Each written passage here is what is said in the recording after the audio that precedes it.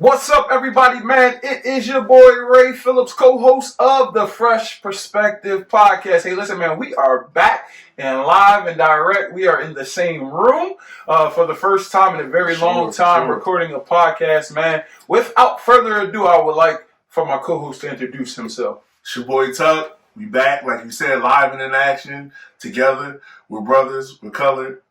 And we're singing. Dude.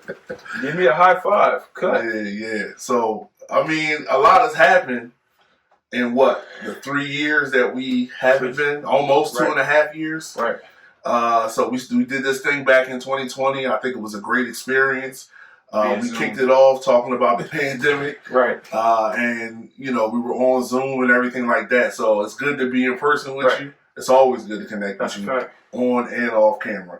So I'm glad to be back. I'm glad to bring you some more fresh perspectives on different topics. We want to introduce you to so many different people and let you get to know what we've been doing over the last 4 years or so. Man, 4 years. I remember pandemic though. That was like a crazy flex. Everybody had to be in the crib and chilling. So Zoom was really the only way that we could really gather the way that we were gathered. I remember the Mother's Day's episode where we had, I think it was 5 women on the line. We weren't allowed in the same place, so we pulled up online. Right. We had a live concert in July, I think it was, from the Glorious, man. That was awesome. But now just being able to get back to a space where we're able to parlay and have the conversations that we like to have, for everybody else who has been faithful to our Instagram page, like 68 of y'all. I'll get y'all something from the gas station. What do you want? But for those who've been rocking with us, even in the midst of us not being consistent and posting and doing all those things, man, we just appreciate you from the bottom of our hearts. I don't think I can speak for my co-host when I say that. For sure, I appreciate you.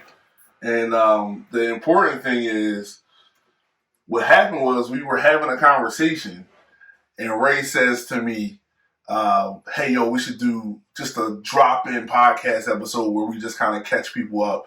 And I responded back to him, actually, we should get right back to it where we left off and just be consistent this time. Come up with a schedule that works for both of us, both married men.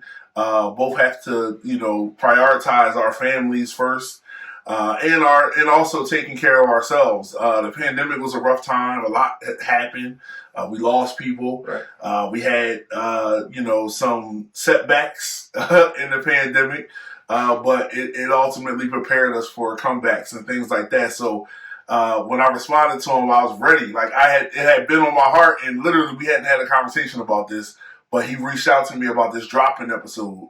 But I had already been thinking about reaching out to him about getting back to it and actually committed to really building this thing out and seeing where we can take it.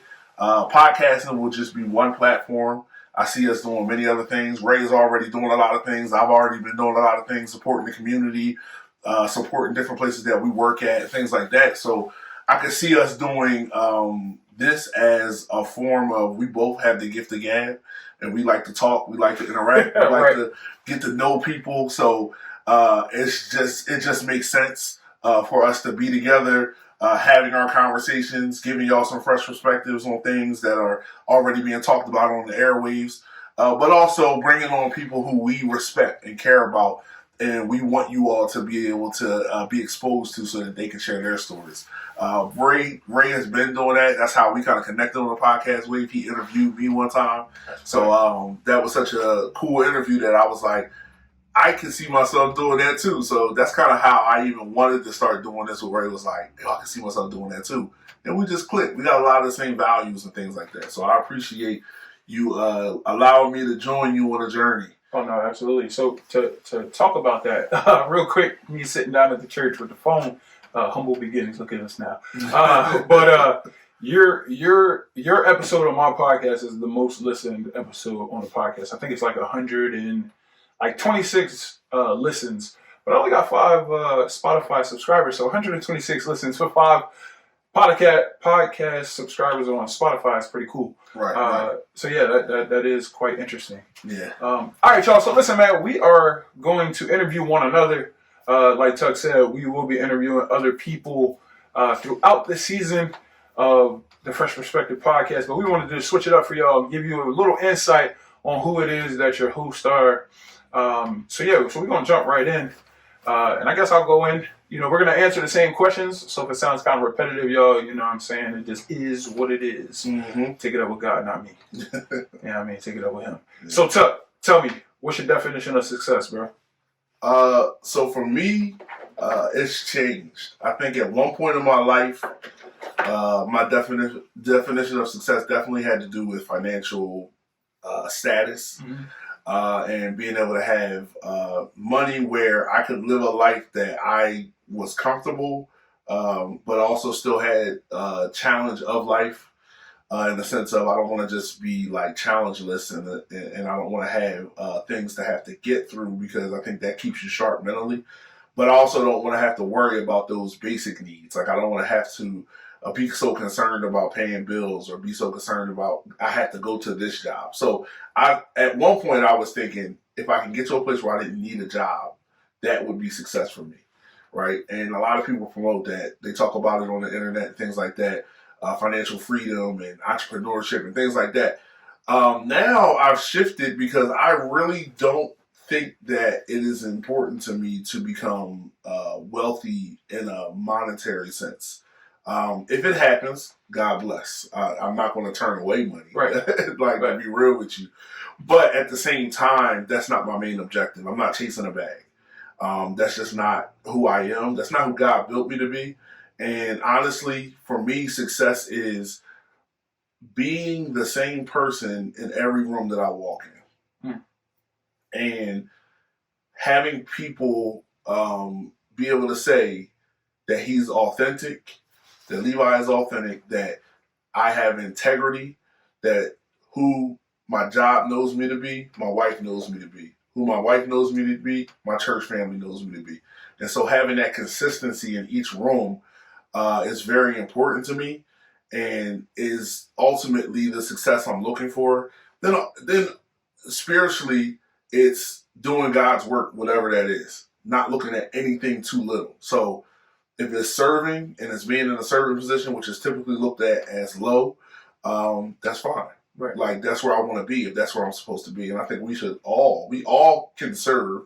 That's a paraphrase, from Dr. Martin Luther King. We all can serve, that's the idea of that comes from his quote. But at the same time, I think we sometimes look at service as like something not to strive for. Right. And for me, I think you should, because some of the darkest moments of my life, being a servant is what pulled me out of that.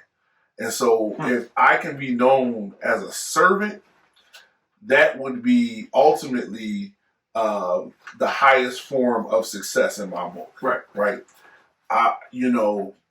To me, when I look at success, I think it's really about you individually, not about what the world says and things like that. So that's what I would say my success is like, hey, I'm a servant and I'm doing it for pure. It's not because I want to be recognized. It's just, I know that that's the way to be, to quote unquote, go low and be lowly and be in the servant position is not actually low. It's actually the high position. Right. And so that's how I look at it. So being a servant, and having integrity so that everybody who interacts with me, it's consistent, right? Not saying I'm perfect, but for the most part, everybody will be able to say, Tuck is Tuck in whatever room he's in. It's not like he changes to be this way here and then another way here, and then his wife don't know who any of those great people are. Like when he's in those other spaces, his wife's like, right. Who is that? Right. Like, when am I going to meet him? Right. You know what I mean? I don't want that. I don't want my wife side-eyeing me, if I do rise to some form of leadership. I don't want her looking at me out of the side of her eye and just kind of looking like, y'all think he's so great, but y'all don't know who he really is. Like that door closed. So right. So I wanted it to all be consistent, and that would be the highest form of success for me. That's good. So I think as I was writing this question, I really just started to ponder, and I'm like, man, success. People think that success is money. While it is a form of success, you know what I'm saying? Mm-hmm. Definitely a form of success, but it's a form of success that the world gives you notarization. Yeah, there we go. That the world gives you the notarization from, right? So for me, you know, I had the same sentiments, you know what I'm saying? Like, I want to sleep and my bank account go ding. You know what I'm saying? Like, I wanted that action. My wife could go shopping and I don't have to worry about what's in my bank account, or, you know, it's bill time or it's rent time or it's mortgage time. And I'm looking at my account like, all right, I got 1,000, but mortgage is like 15. What I'm going to do? You know what I'm saying? Like, right. That part of the success for me, especially growing up as a young man who watched, you know, basically his parents live paycheck to paycheck, rob Peter to pay Paul. You know what I'm saying? Like, being in those spaces, I'm like, yo, money is going to be what solves all of the issues. You know what I'm saying? Right. But as I really began to, you know, have positions in my career where, you know, I was making some pretty good money, money didn't answer those problems, bro. Like, I'm going to be real. I was making close to 6 figures, but I was broke. Right. You know, I was really living paycheck to paycheck. I was Mr. Throw it in the bag. Whatever she wanted, we threw it in the bag and we kept it moving. You know what I'm saying? And then when the responsibility of rent time came around, we looking at each other, and I'm like, all right, I get paid in 2 days. Don't worry about it. We'll get through it. You know what I'm saying? But we were still living in the same mentality and mindset that we grew up in, the paycheck to paycheck, and thinking that it was okay when it wasn't. Right. So now my definition of success really is doing what it is that I was called to do, despite the excitement rubbing off. Right. So there's some times where we start some things. We're super excited about starting that thing. We're like, yo, I'm going to be the best at this. You know what I'm saying? Like, I'm going to do the best that it takes. Blah, blah, blah, blah, blah. All fluff, right? Because as humans, we get very, very emotional. And the moment that thing, the high wears off and now you're low and you're like, man, this joint ain't making me no money, man. You know, they talk about me. All of these things are happening, right? Right. You be like, yo, I'm done. You know what I'm saying? So for me, success is finishing everything that I started. Yeah. You know what I'm saying? Like, I got to go back. Sometimes you got to go back to your first work and finish that and then move on to the next thing and finish that. We get to spaces where we started. It's cool. I'm going to let that go. You know what I'm saying? But no, we got to go back and start over again and making sure that we finish. So success to me is finishing what you started. Good. I like that part where you talk about finishing what you started. And I want to say the big thing for me is also knowing when God is moving you on. Because sometimes you're finished before you really know, like before you acknowledge it. So God might say you're finished. And it might be time for you to move on. It might, in a worldly sense, look like you didn't finish it. But God might be saying, no, that was where you were supposed to take it. Right. Now, the next person is supposed to take this and run. Right. And so we see it throughout history. We see things where somebody starts something and then somebody comes along and finishes, almost like a relay. Like, you got to pass that baton off. So sometimes I think for me, it's realizing that I wasn't meant also to complete the work itself. It was completion of where I was supposed to stop at. So that's my completion point. Now it's the next person's time.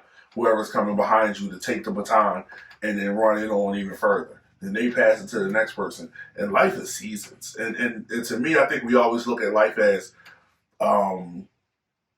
one after the next, going forward and forward. But I don't see it that way. I see it more, that's like kind of a vertical approach, that straightforward approach where it's like, oh, this is a timeline and we're going forward.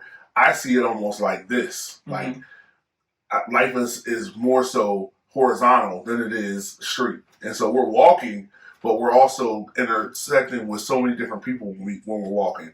We're also intersecting with so many different missions and callings that are under our purpose, but we're not meant to necessarily start and stay in it. So it's like also knowing that is also a form of success. Like, people will say like, oh, I'm sad to see you go. I'm sad to see you stop. Why are you stopping? Why are you letting this go? And it's like, it's not meant for me to take it any further than this point. It's now time for somebody else with maybe a different or a fresh perspective to go on our podcast, to take it and even go take it to the next level. And I think about generations, it's like you should be preparing that next generation to step into your role, because it's going to look different. Whatever you started, whatever that thing is, whatever, if it's an organization or if it's a movement or whatever it is going to look different in the next generation. And so you need to start training that next generation to take the spot so it can look the way it needs to look for them. and then so on. They need to train. And so when you create that kind of culture, you don't fear for losing your job. You don't fear, and I'm thinking about it from a job standpoint, you don't fear for that. You actually, my pastor said this, he said, you should be, as a leader, working yourself out of a position. In the sense of, you should be training somebody up so well, mentoring them that they can take your spot, right? And you might be out of a job, but you're not worried about that because you know you're going to be all right because you're living on purpose. So if you need to move out of your position, you know that there's some other thing for you, and maybe it's a season of rest. That we can go to the next season of rest. It might be a season of rest, and people don't want to hear that because rest don't necessarily get you the bag. Rest ain't sexy. That's what it ain't hustling. They say rest ain't sexy. That's what they say. Right. All right, go ahead. It's on you, bro. So, my question is, are you living in the career you thought you would be doing when you were younger? That's a capital H, capital E, capital LL, capital NO. You know what I'm saying? I'm just keeping it funky. It's funny. So, my best friend, we're the same age. He's not technically the same age, but he's older by like 2 weeks. He was born in June. I always mess it up. I think it's like the 2nd or the 3rd. It's like right around that spot, but I always mess it up. And I was the 15th of June, right? Okay. And he's Caucasian. Not that it really matters, but in the day and age that we live in now, people gotta know context. That's what it is. You know what I'm talking about? So we're playing on the porch, and at the time, those we were young, so the mats that had the mats on it, not the mats, but kind of streets and stuff like that, like roads. For the cars, yeah, for the cars. And we were real big into Legos and stuff like that. So we built on his mama's porch. She had an enclosed porch in Alden, PA. We built a firehouse, and then we built the police station over top of the firehouse.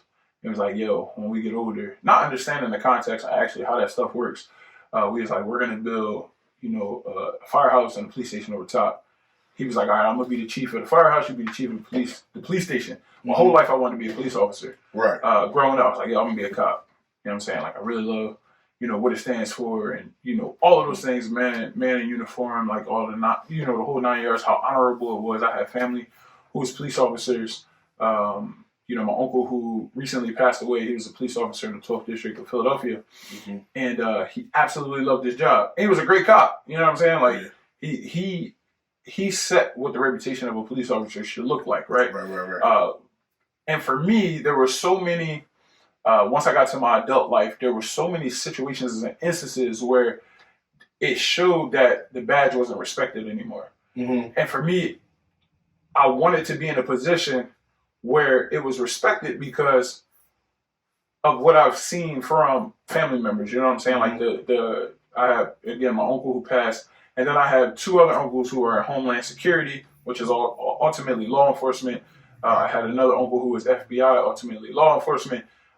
And in their time of actually serving and coming up, they were well respected, they were honored in those spaces, and then the climate of this great world that we live in shifted, and all of that went downhill, and I was like, you know what, I'm just going to do what it is that I need to do.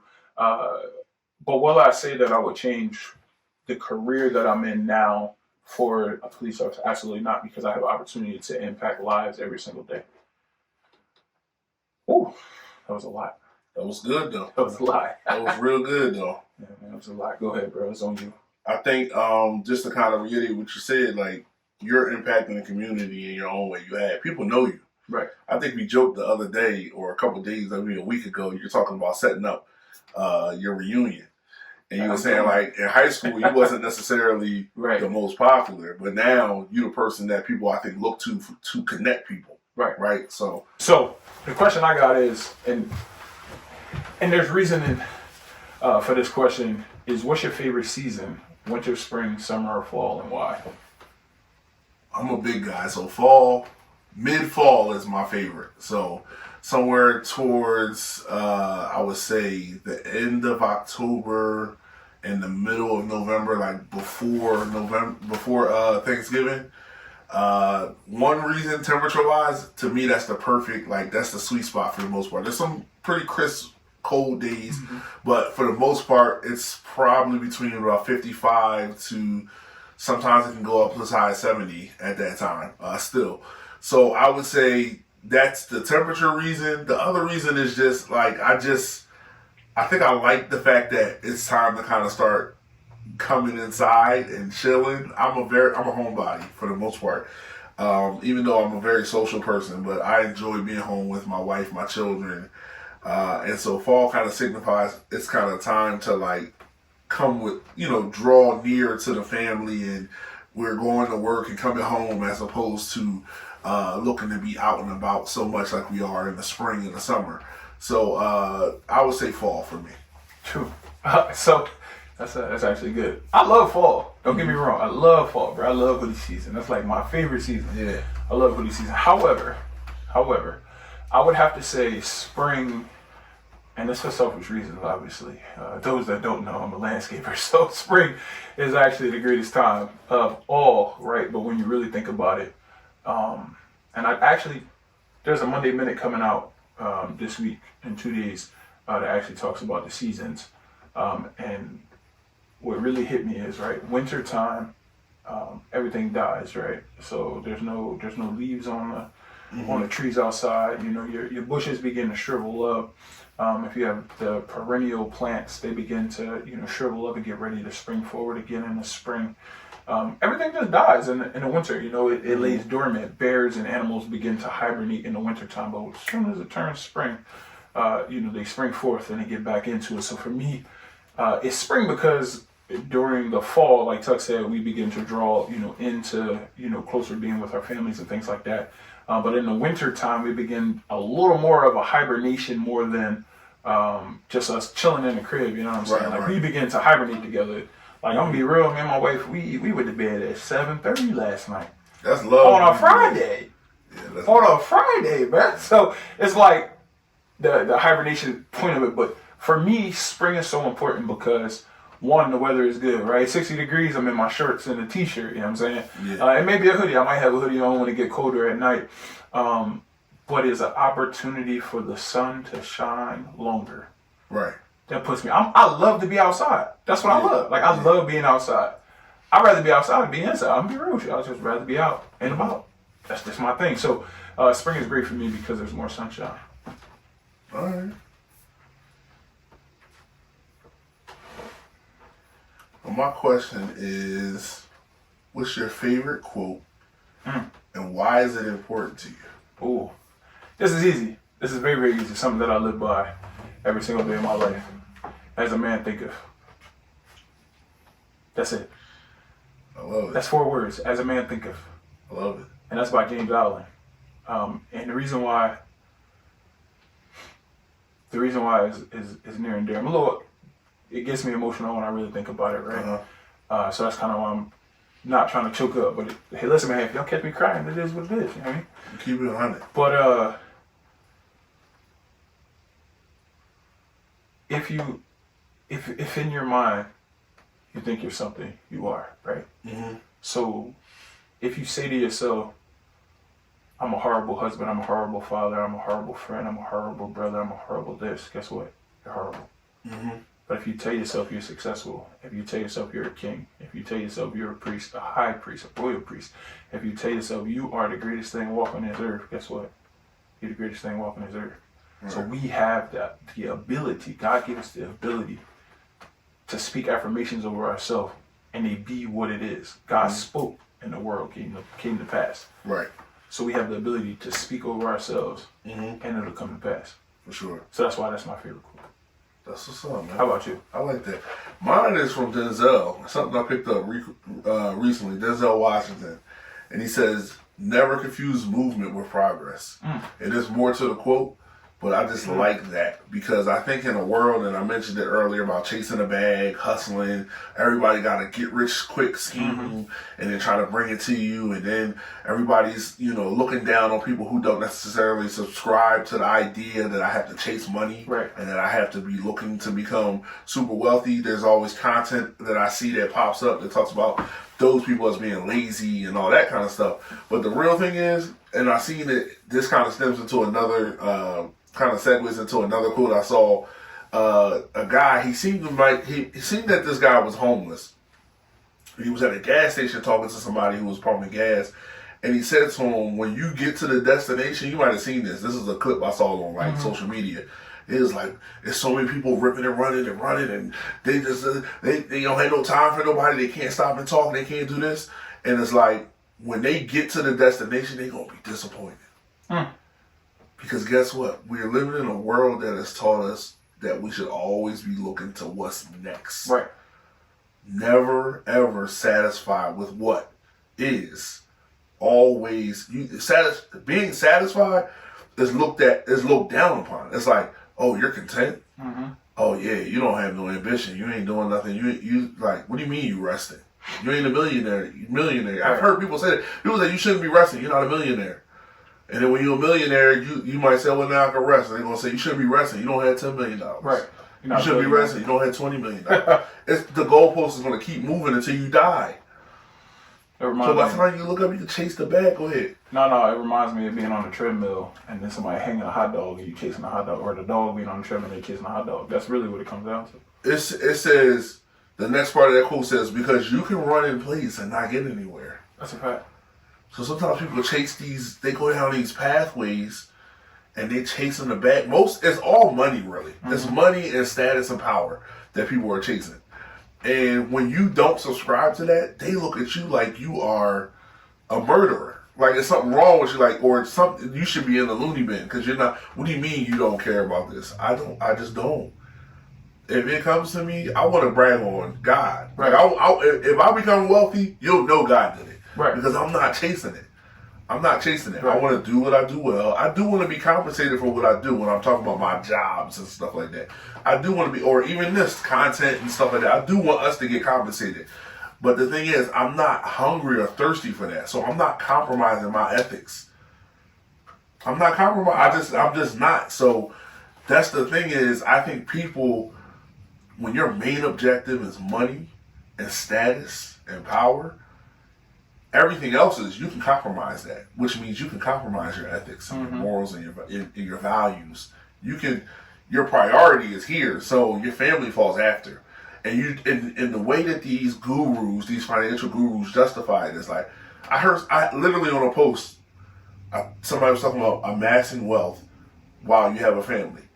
Somebody literally said to me in a comment, because I said, well, where's the balance? Because you still need to spend time, especially if you've got small children. You can't just block out 10 years and say, for this 10 years, I want to chase wealth. And you're doing it because in the back of your mind, you're also like, I want to leave something for my children. And so you have all these justifications for doing it. But for this 10-year block, sorry, daddy's not going to be around that much. Children don't understand. I heard a thing, this last thing I said, another quote. We talk about quotes, take me on this quote. Somebody said, and I think you quoted it before, or said it, but I saw somebody say, children spell love, T-I-M-E. That's plain. They don't care about. I see another one. I just saved a picture. The guy said, your children are never going to understand why you spent hours. The only people who will remember that you spent hours at work are going to be your children. That's it. That's a fact. And your family. And so my thing is, you might be making movement, but it may not be progress. So yes, your bank account may be growing. Yes, your children who are 10 and under may be getting an inheritance of money that is so great and that they'll be set up for life. But guess what they'll be missing? Those memories, that time spent, and those core crucial moments that really, like between 0 and 8, that's a lot of development happening. And it's important to be around in that.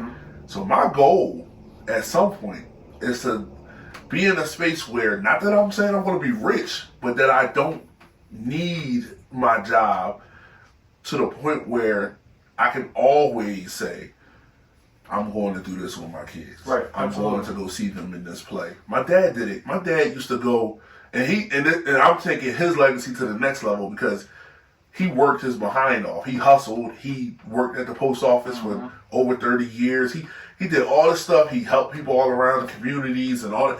He did all that stuff, and he still made time for me and my brother. Now, what I'm saying is, because he was tired, and we knew he was tired because he was ripping and running, and he was doing all this stuff and still doing that.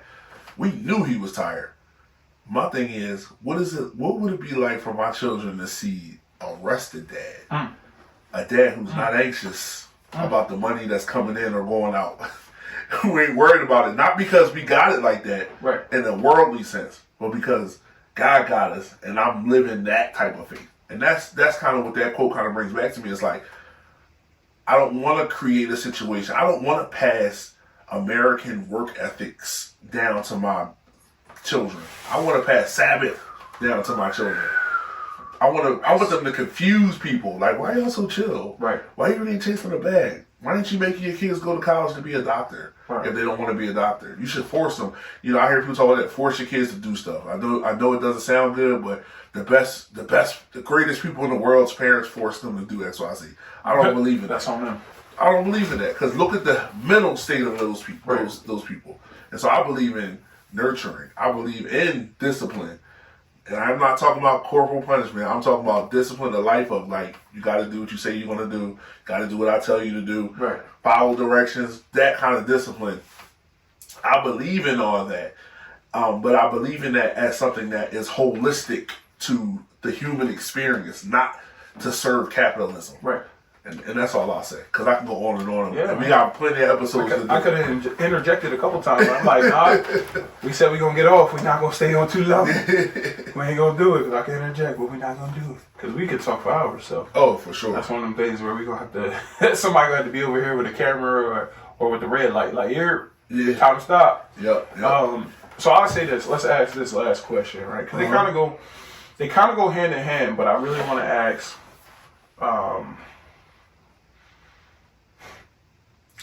this question. And I'm going to preface it real quick. So I read a book. I was in my early 20s. I was working as a busboy at the Court Diner in media. And, you know, back then, all these high-powered attorneys would come in, they'd be reading. It'd be judges that walk in and want to eat. Because Court Diner is like a staple in media, right? It sits on the corner. It's very, very nice. People would be always in and out. And this one specific day, it was a spring day. It was about 70 degrees outside, and it was about 1 in the afternoon, and this man came in by, so he had a book, and he had a notebook and a pen. He sat down, and I was busting the table behind him, and I'm cleaning it off. And I'm a reader. I like to read, so I looked over, and there's a book on the table. And I'm like, all right, I'm going to ask him what this book is about. So I put my dishes away on the line. I came back out and said, excuse me, I don't mean to interrupt your lunch, but what is this book about? And he was like, oh, it's by Simon Sinek. It's called Start With Your Why. And I'm like, what do you mean, start with your why? So he began to break down what the book actually means, right? Most times when you talk about a why, most people equate it to a tangible thing, right? Oh, I'm doing what I'm doing for my family. Yeah, that's cool. That's all right. Divorces happen. What happens when you get divorced? And I'm not speaking divorce over people, but when you get divorced from your wife, no longer is your family your why, right? Now you equate it to something different that's materialistic. Oh, my why is so that I can have nice cars, right? What happens when you can't buy those cars no more, right? So for me is, what's your why?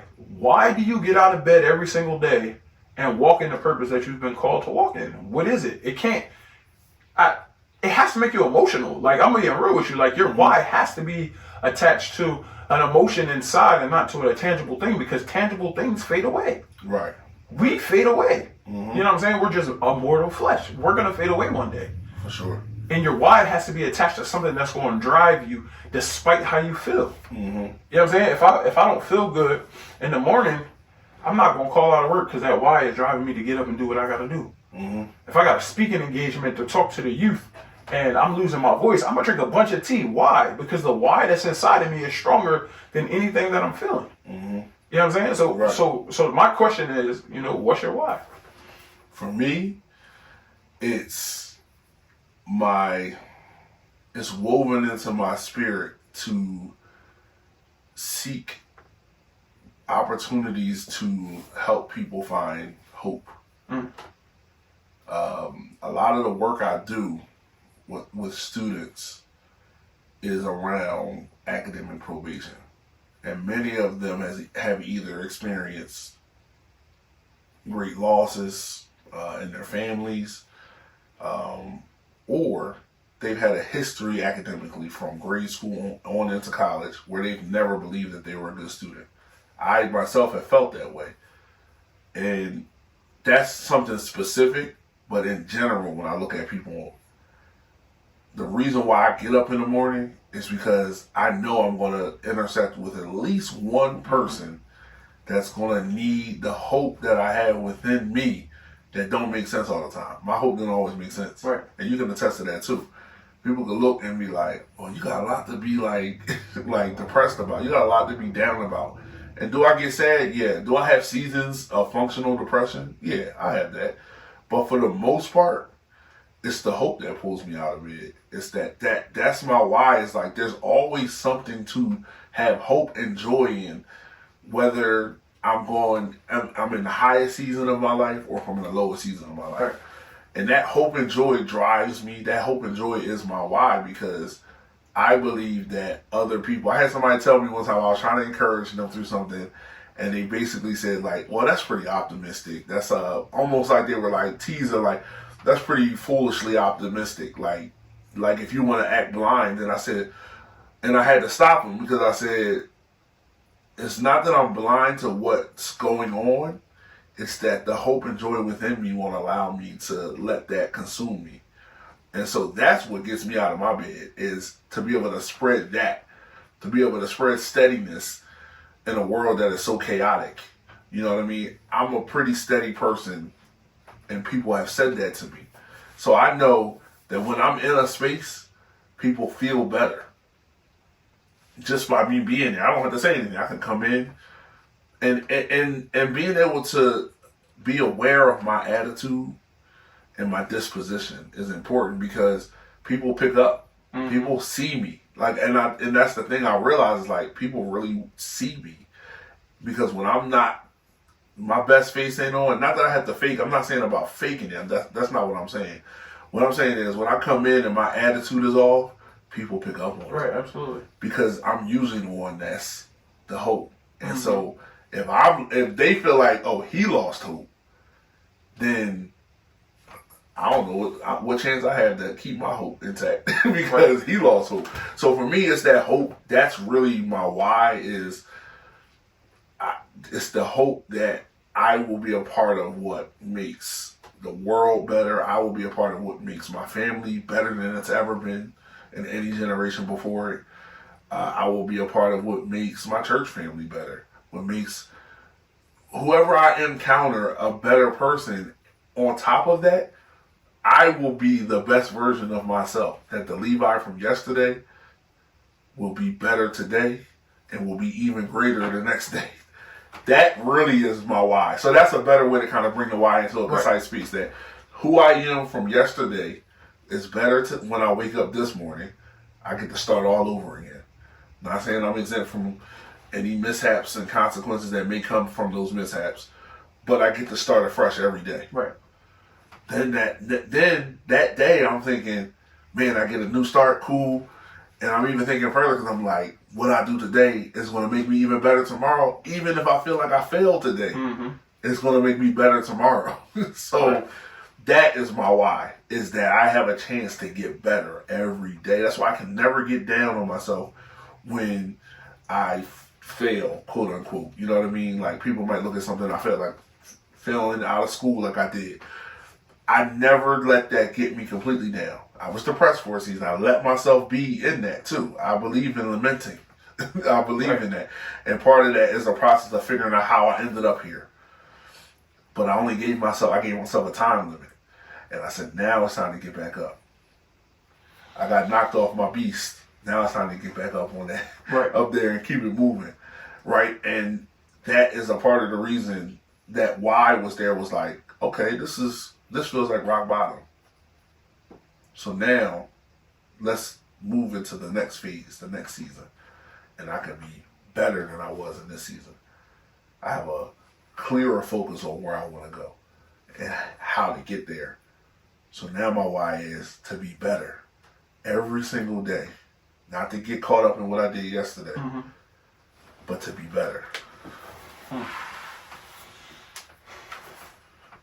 That's good. Well, that's definitely good. And I think there's a lot of people out there who feels the same as you feel when it comes to being better every single day, but not being able to equate that to what is their why. You know what I'm saying? Like what drives them. And that's simple. You know what I'm saying? Like that's a simple but yet powerful reason to do what it is that you do every single day. Right. You know what I'm saying? Like super simple, super easy. So I ask this question, and a lot of my football players, when they see this, I'm like, yo, he always asks this question: what's your why? And the reason, because I believe, especially for men, and especially for men of color, I believe that we have to have a reason to get out of bed every single day. For sure. Because the world beats us down every single day. There are some challenges and things that we face that, you know, my brother who is, you know, Caucasian, he really don't have to go through what we go through. You know what I'm saying? Like we're a couple steps behind, so we always have to have a reason to get up, no matter how we feel, and continue to push forward. Right. So my why is kind of similar to yours, but for me it's, you know, I'm real big on legacy. Like, you know, I'm very, very big on legacy. I'm very big on making sure that my great grandchildren, I don't have kids yet, but my great grandchildren would know who their great grandfather Ray Phillips is, right? Ray Phillips Jr. is, right? And again, it's not from a monetary perspective, because money can solve all of your issues. However, if you're not spiritually sound, if you're not mentally sound, you'll do things like kill yourself because you bored. Not because you're bored, because you get depressed because there's nobody around you, because you chased the bag and you forgot about everybody else on the way to the top to that bag, right? So now you're depressed. But my why is simple, man. It's the opportunity to impact the lives of those in the generations after me.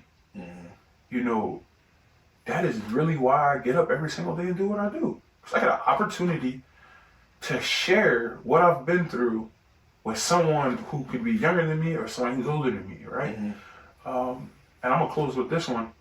So I started with the Monday Minute, right? Yeah. And being very, very consistent in that space.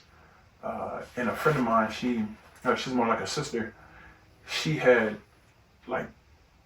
took the reel, put it on her story, and she posted a quote that I said in it. And I'll be real, I forgot that I said it. Yeah. But I went in and I listened. I said, I said that for real? That's dope. But it impacted her, right? That's one person, right? And then the second lady, she's older than me. She sends me 7 minutes worth of voice clips on Instagram. And she says, this message blessed me. The season that I'm in right now, I had to hear this about vision. I spoke about vision. I spoke about writing it down, making it plain, back in 2 and 2. And she said, Ray, you don't even know my situation. She said, I just bought a notebook a month ago. God told me to write the vision, but I've never wrote it in the book. I'm going through something where I'm almost about to lose my housing. And God said, you need to write the vision. And she didn't write the vision. And she said, I'm going to write the vision tonight because I seen this post. Impact, right? Final thing. The guy who edits my videos, my business partner Kyle, he edits my videos, right? He called me last night. He said, bro, I got a testimony. I'm like, go ahead. He said, and it's making me emotional because all I did was listen to God to go. Yeah. And literally, that's my why. I want to impact anybody that I can impact. whether it be, we're always not going to have a positive impact on people, bro. Right. Like, it's just not going to happen. Sometimes it may be a negative impact, but God going to get the glory no matter what the impact. So he hit me. He was like, bro, I gotta be real with you. He said, when I'm editing the videos, I can't really hear what you're saying. I'm just editing it to make sense for the viewer, the person that's consuming it. He said, I went back over the week and I listened to every Monday Minute you've done thus far. He said, and 2 of them already has blessed me. One of the Monday Minutes was Ask God Again. He ain't forget about you. Go ask him again. His promises are yes and amen. Right? He said, I began to ask God for things, and things began to happen. He's working for a temp agency. He walked into the space where he's working at right now, and he asked for a promotion. They gave him a promotion the same minute that he asked. Hey, I want to do this in this company. Go do it. He's a temp, not permanent. He's and got promoted, and now he's permanent in the position because he went back and he asked God again for something that he wanted. It's the impact for me, the legacy. I want my brothers joke about it. And he was like, bro, when your funeral happens, they're going to have to run out of the stadium because of how many people that you've impacted. And I said, no, that's not true. But when I really sit back and I think about it, you just don't know. For sure. You know what I'm saying? You just don't know. For sure. And I want to encourage you, brother. You already a father. You know that, right? Kind of. You already a father. You already a father. So carry that with you. Don't even speak that you're not a father. You are a father. Right? And so don't be so fixated on the circumstances and that you forget that you're already fathering people. People might not admit it because of the way society is set up, and people aren't that much younger than you, so they won't say. But the fathering anointing is different than age-wise. You can be younger than somebody and father them. In many ways, before my father passed, I had opportunity to be fatherly towards him. In the way that I care for him. Me and my brother, we care for him. Allow him to share his deepest burdens that he never got to share with anybody because he was always taking care of people. So I say that to you to say, you have already fathered people. Even people who you look at and admire, you have fathered in certain ways. Because we all have voids in those spaces. And sometimes we intersect with people who God allows to fill those voids. And you're one of those people that do that. I see you. I see people who you've impacted in that way. And I'm sure, off top, I can't think of a specific thing, but I'm sure our relationship, you have done fatherly things for me. Right. It just happens as men. And when we embrace that, one, it takes away the weight of earthly circumstances that we're working through, that we're praying about, and then we're believing God for. It takes the weight of that away because you're like, it's going to happen, but God's already using me in that capacity. And the desire of your heart is to have children, right? And that's fine. And I'm not coming against that. What I'm saying is I'm coming against the idea that if you don't have biological children, that you're not a father. You are a father, right? Already, right? Embrace that, right? And I'm sure I'm not as close with your wife, but I'm sure she's motherly and mothered people. That she would probably be surprised if she really had a conversation with some people.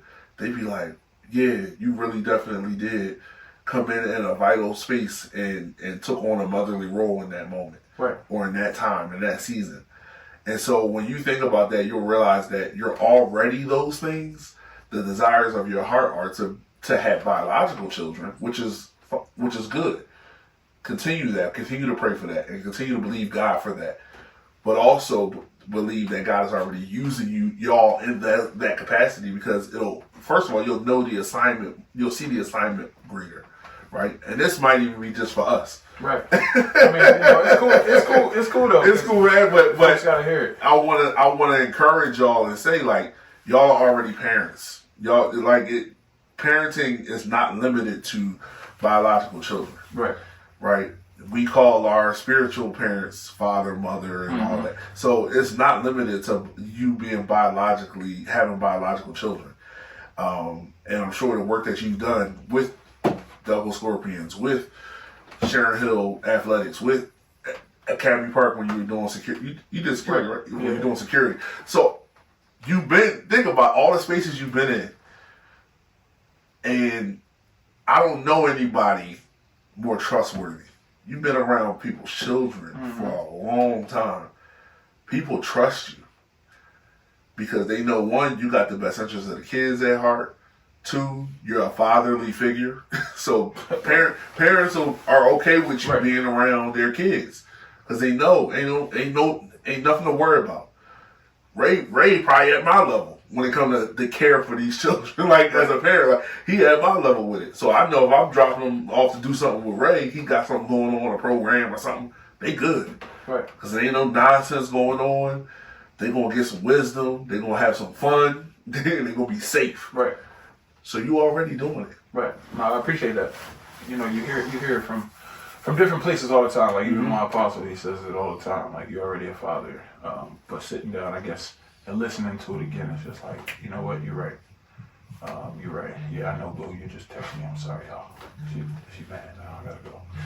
But anyway, I think that was a great episode. And again, we only really got to ask like 4 or 5 of those questions. But for sure, I just believe that, you know, as time goes on, there'll be some times where it just be me and you on the episode, and we could chop it up, you know, say and parlay. But man, listen, man, that was you know, the first episode of season. I guess you can call it season 1 because really season 1 was kind of like season 0 because we was real inconsistent.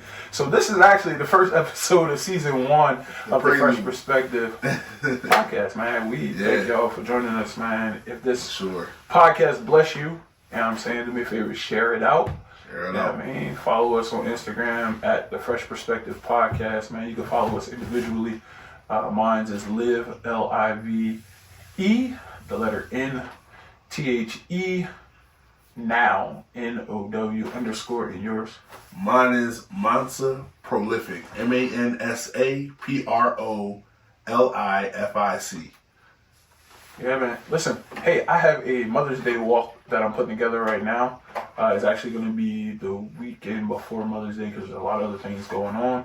And we're actually partnering with MAD, Mothers Against Drunk Driving, to bring a walk to, you know, our communities. I'm definitely expecting everybody to come, show up, show some love. Who knows, we may even do a live podcast right from the starting line or maybe even the finish line, whatever that looks like. But yeah, man, Mother's Day is going down. It's the first annual Ray Speaks Inc. presents, you know, the Mother's Day walk. Be on the lookout for Visionary Rhetoric podcast that I'll be doing on the solo. And also another joint podcast with my wife, To Be One Forever, is our Instagram if you want to look it up. 2TWOBBE 1. Let me start that over. Go ahead. So, be on the lookout for Visionary Rhetoric. That'll be my solo podcast and content that I'll be creating. And also look out for the podcast that I'll be doing with my wife. We'll be talking about marriage, ministry, just life with children, things of that nature. We'll have content and also podcast episodes. That Instagram is To Be One Forever. So that's TWOBE 0. Why do I want to draw them? I want to say 0 or O. So TWO. Let me start. So we can clip it. Do your thing. That is, we'll put it on the screen. We'll drop it in the comments. We'll drop all this up in the comments. I can't get it today, but yeah, just look out for all of that. We'll be creating content together, of course, under Fresh Perspective. But we'll be doing a lot of different things. I'm sure at some point in all of those different platforms, merch will come about. And things of that nature. So we'll have a lot of quotes coming soon. Yes, yeah, I mean, we'll have a lot of quotes too to draw from as well. And one of these days, we'll get a logo and a theme song. Hey, if you are a graphic designer and you are just starting out, matter of fact, you don't just gotta be starting out. If you're a great graphic designer, and you want us to have a great logo, send that bad boy in to us at the Fresh Perspective podcast at gmail.com. Yes. Send it to us. Hey, as a matter of fact, we'll shout you out on the show. Absolutely. We'll put you up on the TV screen, whatever that looks like. If you are an artist and you want to have your song as the intro song on the Fresh Perspective podcast, again, send that to the Fresh Perspective Podcast at gmail.com. And we'll listen to it. Just anything can be played because we stand for something greater than just anything. So, make sure it's PG-13. And make sure it's in line with the theme, Fresh Perspective. Right. A clear view. It's a good thing to think about when you're creating any of this, whether it be visual art or the music. A clear view, a fresh perspective is something that should be in your mind. And it can be a freestyle. It don't have to be a 16 and a hook and all that stuff. It don't got to be the way that we just need it for the beginning. So you're probably only going to get about 15 to 20 seconds of the song played anyway. Right, 25 maybe. Yeah. So just think about it that way, and that'll be the song that we rock with, whatever song we choose. So throw some stuff in the inbox. Keep it clean again, because we can't. We want our children and y'all children to be able to listen to the podcast. So if the beginning 30 seconds is filled with a bunch of cussing in it, then first of all, YouTube might not let us become monetized. So just keep it clean, because we won't pick it for that reason, not because it wasn't a good song. I'll hit the delete button. Let's go right to the trash. We'll make sure to get back to you and let you know the reasoning. We're marking it as spam. It's not coming back no more. I joke. I'll be HR. I joke. Hey man, well we appreciate you guys for rocking with us for the first episode, and be sure to check us out for much more. You good? Good. All right, man. Y'all have a great rest of your day. See y'all soon.